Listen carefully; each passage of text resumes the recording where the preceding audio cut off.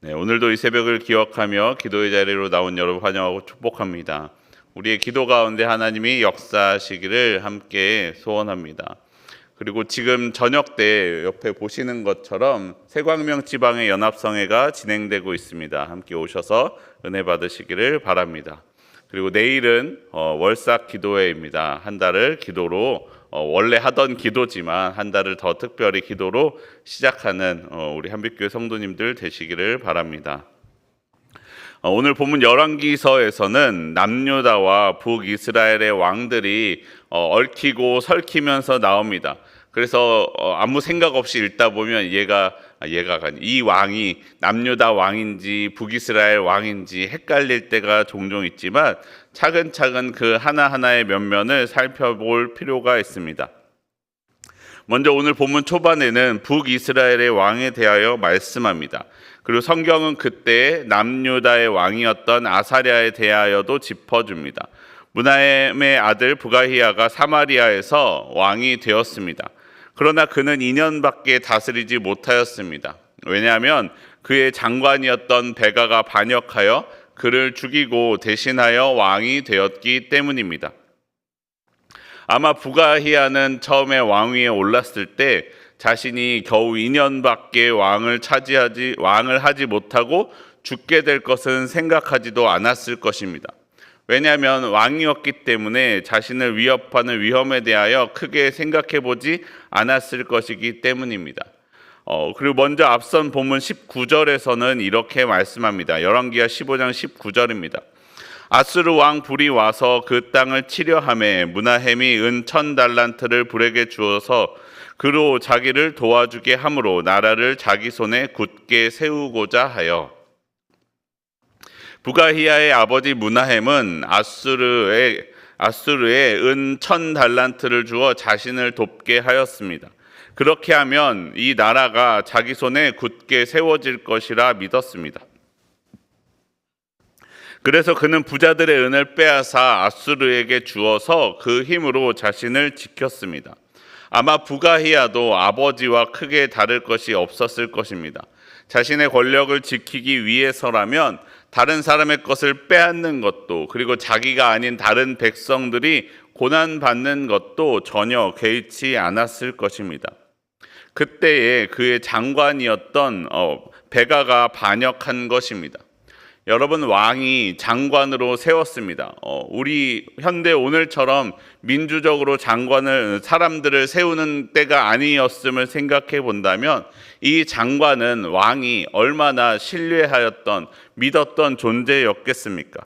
그의 실력도 자신을 향한 충성도 믿을 만한 사람이었기 때문에 장관으로 세웠을 것입니다. 그러나 부가히야는 자신이 믿었던 그 힘으로부터도, 그리고 사람으로부터도 배신을 당하게 된 것입니다. 2년 밖의 왕위를 유지하지 못하고 목숨을 잃게 되었습니다. 그리고 이어서 왕이 된 베가의 모습도 주목해 보시기를 바랍니다. 베가가 부당한 힘을 다루던 부가히야로부터 반역하여 왕위에 올랐습니다. 그런데 그도 왕이 되어서는 똑같이 행동하고 있습니다. 여호와 보시기에 악을 행하였습니다. 아수르와 손을 잡지는 않았지만 아람 왕과 힘을 합쳐 아수르에 대항하고자 하였습니다.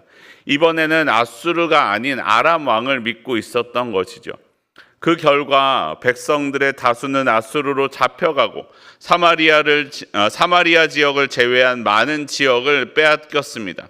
결국 그도 호세아가 반역하여 죽임을 당하게 되었습니다. 기간으로는 20년간이지만 성경의 기록으로는 단 6절 만에, 그것도 칭찬은 하나도 없는 죄악만 기록된 삶을 살다가 그 삶을 마치게 되었습니다. 사랑하는 성도 여러분, 우리는 무엇을 의지하며 살아가고 있습니까?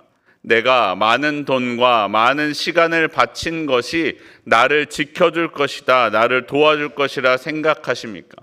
세상의 힘과 권력이 나를 붙들어 줄 것이라 생각하고 있으십니까? 여러분, 그것들은 지금은 힘이 있을 수 있지만 상황이 바뀌고 조건이 바뀌면 달라지게 됩니다. 베가와 같이 지금 내가 믿는 것이 도리어 나를 괴롭게 하는 상황을 만날 때도 있습니다. 여러분, 우리가 의지할 것은 오직 하나님밖에 없습니다. 변하지 않으시는 하나님을 의지할 때 우리는 내 삶을 지켜 나아갈 수 있습니다. 내 삶을 하나님 보시기에 정직하게 행하며 이 세상과 구별된 거룩을 지켜 나아갈 때 우리는 하나님과 함께 할 수 있습니다. 사랑하는 성도 여러분, 하나님을 의지하십시오. 하나님이 저와 여러분의 삶을 지켜주실 것입니다. 32절부터는 남유다의 왕 우시야의 아들 요담에 대한 말씀이 기록되어 있습니다. 그는 25세 때의 왕이 되어 예루살렘에서 16년간 다스렸습니다. 그는 여호와의 보시기에 정직하게 행하였다라고 말씀합니다. 그는 성전 윗문을 건축할 정도로 하나님에 대하여 열심히 있었습니다. 하지만 산당은 제거하지 않았고 백성이 여전히 산당에서 분향하도록 그대로 두었습니다. 요담 왕 때에 하나님은 아람 왕 르신과 르말랴의 아들 베가가 남유다를 치도록 하셨습니다. 아람 왕과 북이스라엘은 함께 힘을 합쳐 아수르에 대항하고자 하였습니다. 그래서 남유다에게도 도움을 청했던 것이죠. 그런데 남유다는 그것을 거절하였습니다. 그러자 그 두 나라가 아람 왕과 북이스라엘이 힘을 합쳐서 남유다를 친 것입니다. 요담 왕은 여호와 보시기에 정직하게 행하였습니다. 그런데 하나님은 아람과 북이스라엘이 남유다를 치도록 그대로 두셨습니다. 비록 그가 산당을 제거하지는 않았지만 그가 많은 선한 왕이라고 언급되는 왕들도 하지 않았던 그 왕들이 하던 정도의 잘못밖에는 하지 않았습니다. 하나님이 특별히 이상하게도 요담에 대하여는 더 엄격하게 다루고 계시는 것만 같아 보입니다. 우리는 요담에 대하여 생각해 볼 때 그의 아버지 우시야에 대하여 먼저 생각해 보아야 합니다. 그의 아버지 우시야는 하나님의 보시기에 정직하게 행하였습니다. 선지자 사가랴를 통하여 하나님을 찾았으며 하나님의 말씀대로 나라를 굳건하게 할 수 있었습니다. 그런데 우시야의 모습을 보면요, 그 이후에 말년에 교만하여졌습니다. 역대하 26장 16절 이하에서는 우시야의 죄악에 대하여 말씀합니다. 역대하 26장 16절과 19절 말씀에 이렇게 말씀합니다. 그가 강성하여짐에 그의 마음이 교만하여 악을 행하여 그의 하나님 여호와께 범죄하되 곧 여호와의 성전에 들어가서 향단에 분향하려 한지라. 우시야가 손으로 향로를 잡고 분향하려 하다가 화를 내니 그가 제사장에게 화를 낼 때 여호와의 전 안 향단 곁 제사장들 앞에서 그의 이마에 나병이 생긴지라. 우시야는 제사장 아사랴가 막음에도 불구하고 여호와의 성전에서 향단의 분향을 하려고 하였습니다.